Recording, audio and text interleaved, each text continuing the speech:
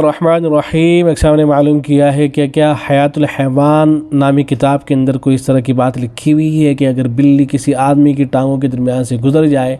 تو ایسا شخص جماع پر قادر نہیں رہتا ہے۔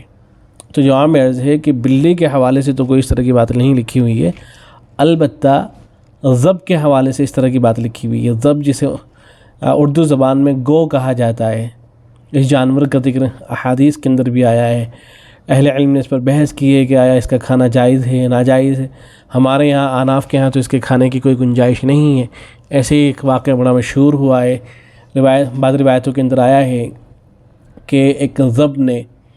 ایک گو نے نبی صلی اللہ علیہ وسلم کے سامنے گواہی دی تھی۔ ایک عرابی اور ایک دیہاتی کی وہ گو تھی، ذب تھی، تو اس نے نبی صلی اللہ علیہ وسلم کی رسالت کی گواہی دی تھی، لیکن ظاہر ہے وہ واقعہ اتنا،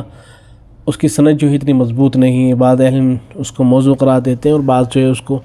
سند ضعیف تسلیم کرتے ہیں، تو کوئی اتنی زیادہ اس کی سند مضبوط نہیں ہے، لیکن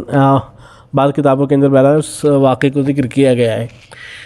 تو یہ تو ذب ہے، اور اس کے حوالے سے بات لکھی ہے علامہ تیمیہ رحمۃ اللہ علیہ نے حیات الحیوان کے اندر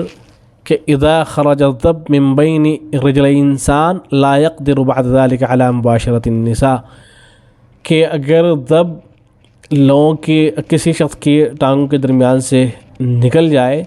تو لا يقدر بعد ذلك، وہ قادر نہیں رہتا ہے اس کے بعد مباشرۃ النساء پر، جماع پر وہ قادر نہیں رہتا۔ یہ بات لکھی ہے، لیکن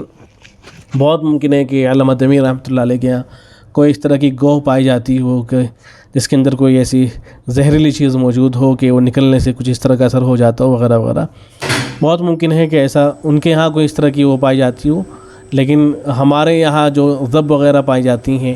گو وغیرہ پائی جاتی ہیں، ان کے اندر کوئی اس طرح کی بات نہیں ہے۔ اور ویسے بھی حیات الحیوان کے اندر جو باتیں لکھی ہوئی ہیں کوئی حرف آخر نہیں ہے، ایسا نہیں کہ جو لکھ دیا گیا ہے کہ بس بالکل صحیح ہو، اس طرح سے نہیں ہے۔ تو بہرحال